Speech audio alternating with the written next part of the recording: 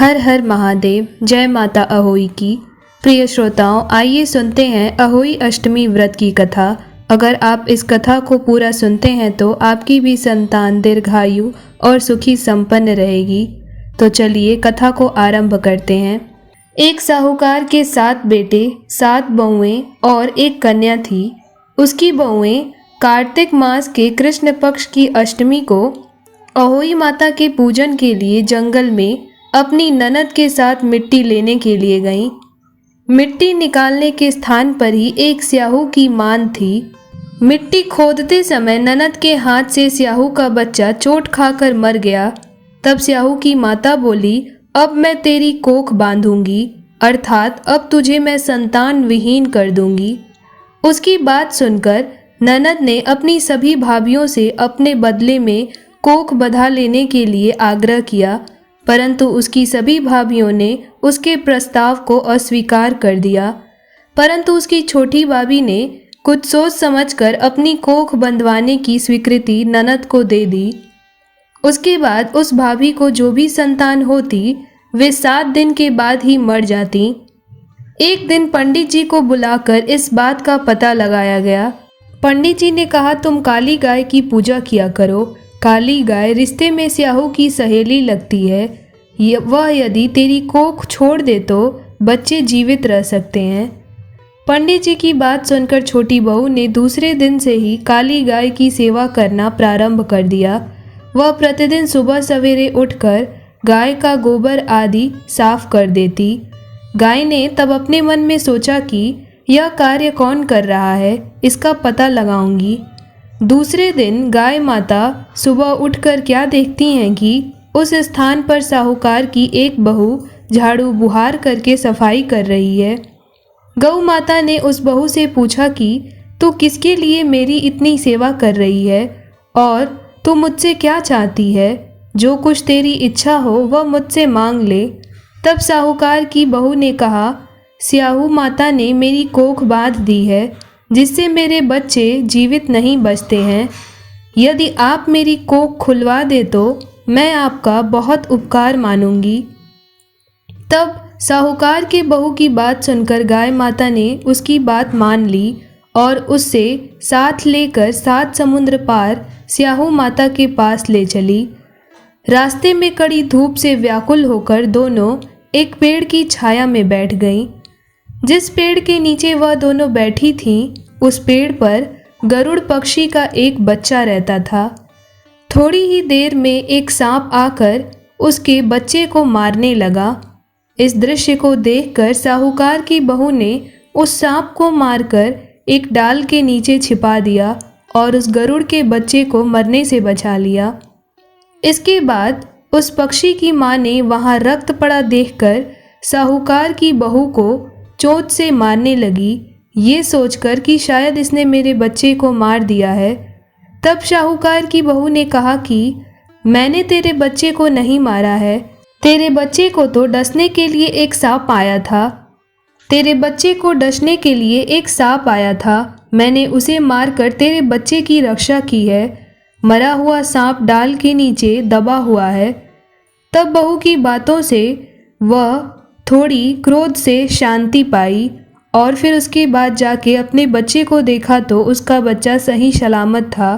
तब वह बहू की बातों से प्रसन्न हो गई और बोली, तू जो कुछ चाहती है वह मुझसे मांग ले। तब बहू ने उससे कहा, 7 समुद्र पार स्याहू माता रहती है, तू मुझे उसके पास पहुंचा दे। तब उस गरुड़ पंखिनी ने उन दोनों को अपनी पीठ पर बिठाकर समुद्र के उस पार स्याहू माता के पास पहुंचा दिया। तब स्याहू माता उन्हें देखकर बोली, आ बहन, बहुत दिनों बाद आई है। वह पुनः बोली, मेरे सिर में जू पड़ गई है, तू उसे निकाल दे। उस काली गाय के कहने पर साहूकार की बहू ने सिलाई से स्याहू माता की सारी जूओं को निकाल दिया। इस पर स्याहू माता अत्यंत खुश हो गईं। स्याहू माता ने उस साहूकार की बहू से कहा, तेरे 7 बेटे और 7 बहुएं हों। यह सुनकर साहूकार की बहू ने कहा, मुझे तो एक भी बेटा नहीं है, 7 कहाँ से होंगे? तब स्याहू माता ने पूछा, इसका क्या कारण है? तब उसने कहा, यदि आप वचन दे तो मैं इसका कारण बता सकती हूँ। तब स्याहू माता ने उसे वचन दे दिया। वचनबद्ध करा लेने के बाद साहूकार की बहू ने कहा, मेरी कोख तुम्हारे पास बंद पड़ी है, उसे खोल दो। स्याहू माता ने कहा, मैं तेरी बातों में आकर धोखा खा गई, अब मुझे तेरी कोख खोलनी पड़ेगी। इतना कहने के बाद ही स्याहू माता ने कहा, अब तू घर जा, तेरे 7 बेटे और 7 बहुएं होंगी। इसके बाद घर जाने पर तू अहोई माता का उद्यापन करना, 7-7 अहोई बनाकर 7 कड़ाही देना।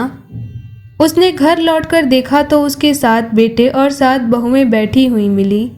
वह खुशी के मारे भाव विभोर हो गई। उसने 7 अहोई बनाकर 7 कड़ाही देकर उद्यापन किया। इसके बाद ही दीपावली आया। उसकी जेठानियाँ परस्पर कहने लगीं, सब लोग पूजा का कार्य शीघ्र पूरा कर लो, कहीं ऐसा न हो कि छोटी बहू अपने बच्चों का स्मरण कर रोना धोना शुरू न कर दे, नहीं तो रंग से भंग हो जाएगा। जानकारी करने के लिए उन्होंने अपने बच्चों को छोटी बहू के घर भेजा, क्योंकि छोटी बहू रुदन नहीं कर रही थी।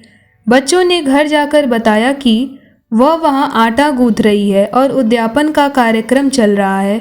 इतना सुनते ही सभी जेठानियाँ आकर उससे पूछने लगीं कि तूने अपनी कोख कैसे खुलवाई। तब उसने कहा, स्याहू माता ने कृपा कर उसकी कोख खोल दी।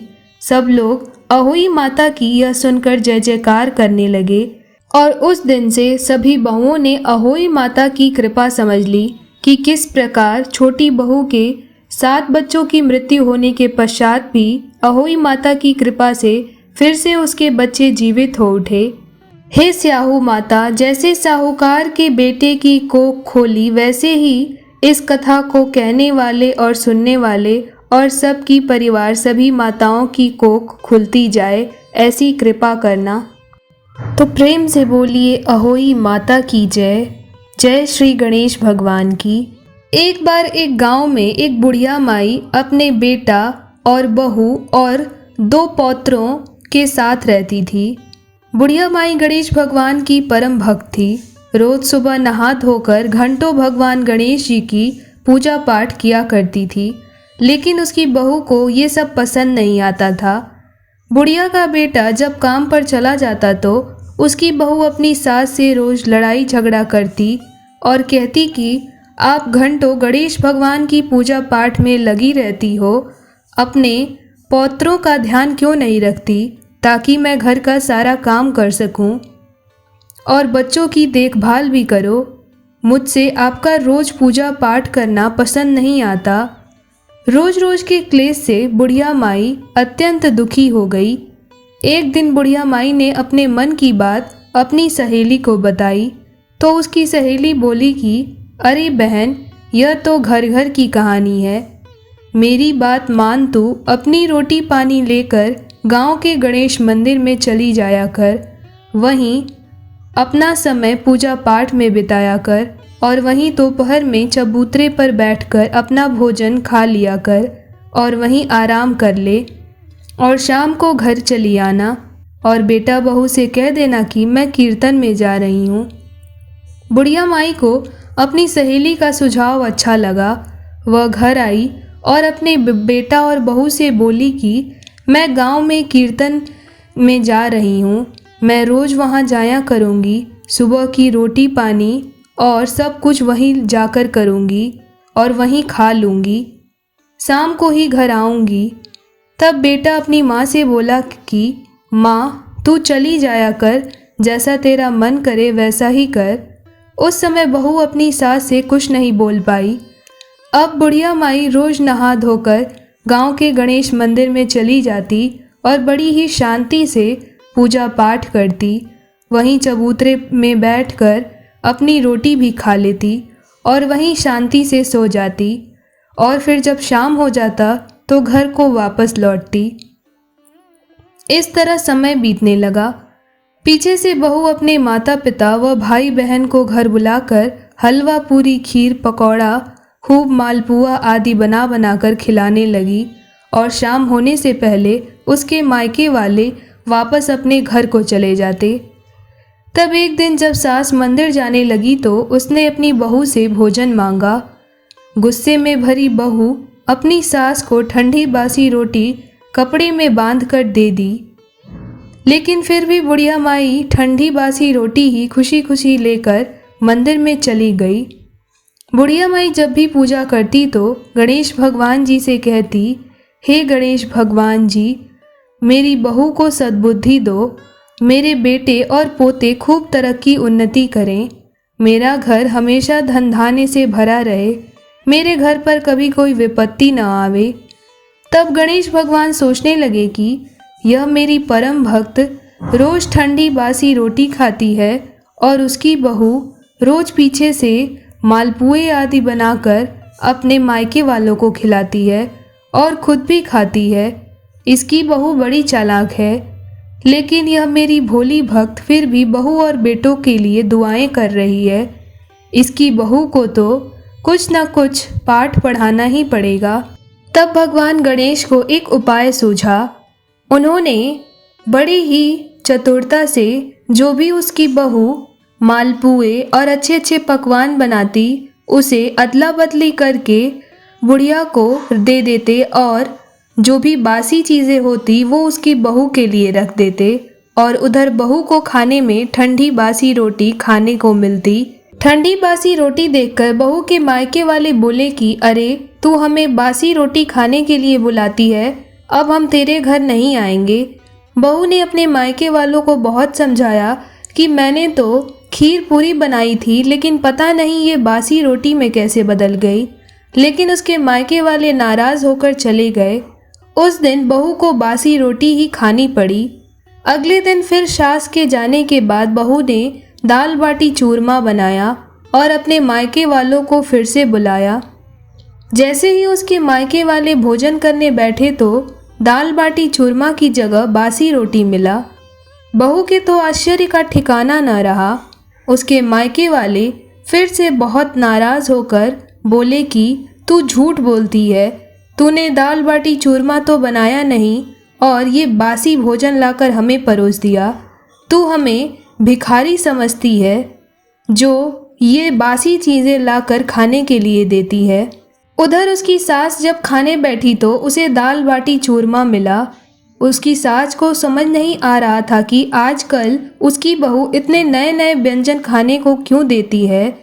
उसे ये सब चीज़ें समझ नहीं आ रही थी। इसीलिए वह सोचने लगी कि शायद हो सकता है मैं रोज़ कीर्तन का नाम लेकर घर से बाहर निकल जाती हूँ, इसीलिए शायद बहू मुझसे खुश है। तब बुढ़िया माई ने सोचा कि चलो कोई बात नहीं, रोज़ रोज़ घर में जो क्लेश होता था वह भी शांत हो गया और अब बहू भी खुश रहती है और मुझे भी गणेश जी की पूजा करने का पूरा समय मिल जाता है। तब एक दिन बुढ़िया माई की बहू परेशान होकर अपने पति से व्यंजनों का बासी रोटी में बदल जाने वाली बात बताई और कहा कि आपकी माँ कोई जादूगरनी है, वही यह सब काम करती है। तब बुढ़िया का बेटा अपनी पत्नी से बोला कि मेरी माँ भला ऐसा क्यों करेगी। दूसरे दिन बुढ़िया माई का बेटा काम के जाने की कहकर घर में ही छुप गया। उसने यह बात न तो अपनी पत्नी से कही और ना ही अपनी माँ से। रोज की तरह बुढ़िया माई जब कीर्तन का नाम लेकर घर से जाने लगी तो उसकी बहू से रोटी मांगी, तो बहू ने फिर से वह बासी रोटी और प्याज कपड़े में लपेट कर बुढ़िया माई को दे दिया। बुढ़िया माई खुशी खुशी रोटी की पोटली लेकर घर से मंदिर के लिए चली गई। फिर इधर पीछे से बहू ने मालपुए, खीर और पूड़ी बनाकर फिर से अपने मायके वालों को खाने के लिए बुलाया। जैसे ही उसके मायके वाले फिर से खाने बैठे और बर्तनों को खोला तो मालपुए की जगह बासी रोटी और खीर की जगह प्याज पड़ा मिला। बेटा यह सब देख रहा था। फिर से उसके मायके वाले नाराज़ होकर और बहुत ही दुखी मन से वही प्याज और बासी रोटी खाए। उसका पति घर के पिछवाड़े से चुपचाप निकल गया और अपनी माँ को गांव में खोजने लगा, लेकिन उसकी माँ उसे कहीं मिली नहीं। तभी उसकी माँ की वही सहेली रास्ते में मिली तो बुढ़िया के बेटे ने अपनी माँ के बारे में पूछा कि मौसी, आजकल मेरी माँ कीर्तन का नाम लेकर घर से जाती है, लेकिन गांव में तो कहीं भी कीर्तन नहीं हो रहा। क्या आपको मालूम है कि मेरी माँ कहाँ जाती है? तब बुढ़िया की सहेली ने उसके बेटे को पूरी सच्चाई बताई। तब बुढ़िया का बेटा गणेश मंदिर में पहुंचा। उस समय उसकी माँ खाना खा रही थी और उसके खाने में मालपुआ और खीर था, जबकि उसके बेटे ने खुद घर में छिपकर देखा था कि उसकी पत्नी ने बासी रोटी और प्याज कपड़े में बांध कर दिया था। अब तो उसके बेटे को कुछ भी समझ नहीं आ रहा था। मन ही मन सोचने लगा कि मेरी पत्नी शायद सच ही कहती है, मेरी माँ कोई जादूगरनी है, वही बासी रोटी को मालपुए और खीर में बदल रही है। बेटा थोड़ा यह सोचकर घबरा गया। तब गणेश भगवान ने वैकुंठ में बैठे बैठे सोचा कि यह बेटा अपनी माँ को गलत समझ रहा है। तभी गणेश भगवान बुढ़िया माई के सामने प्रकट हो गए। बुढ़िया माई अपने सामने भगवान गणेश को देखकर चरणों में गिर पड़ी और उधर पीछे खड़ा बुढ़िया का बेटा यह सब कुछ देख रहा था। तब गणेश भगवान ने बुढ़िया माई से कहा कि माई, तेरी पूजा से मैं बहुत प्रसन्न हूँ, अपने लिए कोई वरदान मांग लो। तब बुढ़िया माई गणेश भगवान से हाथ जोड़कर बोली कि हे गणेश भगवान जी, मरने से पहले मुझे आपके दर्शन हो गए, अब मुझे कुछ भी नहीं चाहिए। अगर आप देना ही चाहते हैं तो मेरी बहू को सद्बुद्धि दीजिए और मेरे बेटे और पोते खूब तरक्की उन्नति करें, मेरा घर धन धान्य से भरा रहे, बस मुझे यही आशीर्वाद दीजिए। तब गणेश भगवान बुढ़िया माई से बोले, अरे माई, तूने अपने लिए कुछ नहीं मांगा, तेरे बहू और पोतों के लिए मांगा। ऐसी बहू के लिए जो रोज़ तुझे बासी रोटी खाने को देती है और तेरे जाने के बाद बढ़िया बढ़िया व्यंजन बनाकर अपने मायके वालों को बुलाकर खिलाती है और खुद भी खाती है। तेरा बेटा और तेरी बहू तुझे जादूगरनी समझते हैं, जबकि तेरी बहू के बनाए हुए सामान को, व्यंजन को मैं तेरी बासी रोटी से खुद बदल देता हूँ। बुढ़िया माई गणेश भगवान जी की यह बात सुनकर बोली, हे गणेश भगवान, मेरी बहू मेरे बारे में कुछ भी समझे, लेकिन मेरा बेटा ऐसा नहीं है, वह मेरा बहुत सम्मान करता है। तब गणेश भगवान बुढ़िया माई से बोले, अरे माई, अगर ऐसा है तो पीछे मुड़कर देख, तेरे पीछे तेरा बेटा खड़ा है और हमारी ही बातें सुन रहा है।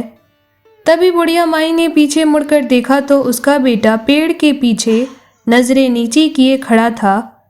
तभी वह भागकर गणेश जी के चरणों में गिर पड़ा और माफ़ी मांगने लगा। तब भगवान श्री गजानन बुढ़िया के बेटे से बोले कि अरे मूर्ख, माफ़ी मांगने हैं तो अपनी माता के चरणों में गिर कर मांग, जिसको तूने जादूगरनी समझा। असली पापी तो तेरी पत्नी है, जो तेरी माँ को रोज़ बासी रोटी और प्याज भोजन में देती है। बुढ़िया का बेटा अपनी माँ के चरणों में गिरकर माफ़ी मांगने लगा और रो पड़ा। तब गणेश भगवान बुढ़िया माई के बेटे को क्षमा कर दिए और बुढ़िया माई को आशीर्वाद देकर अंतर्ध्यान हो गए। अब बेटा अपनी माँ को लेकर घर आ गया और अपनी पत्नी को उसकी गलती का एहसास करवाया, लेकिन बुढ़िया माई ने अपनी बहू को ऐसे ही माफ़ कर दिया और बोली, मेरी बहू तो इस घर की लक्ष्मी है, उससे जो भी भूल चूक हुई मैं उसे क्षमा करती हूँ। तब उसकी बहू को भी अब समझ में आ चुका था कि उसने अपनी सास का कितना अपमान किया और अपनी सास की गणेश जी के प्रति भक्ति को भी नहीं समझी। तुरंत ही उसकी बहू ने उससे क्षमा मांगी और अपनी सास के गले लगकर रोने लगी। इस प्रकार भगवान श्री गणेश की कृपा से बुढ़िया माई और उसके सभी परिवारजन प्रसन्नता पूर्वक फिर से रहने लगे और सब मिलकर गणेश भगवान की हर कार्तिक मास में श्रद्धा भाव से पूजन आदि करने लगे।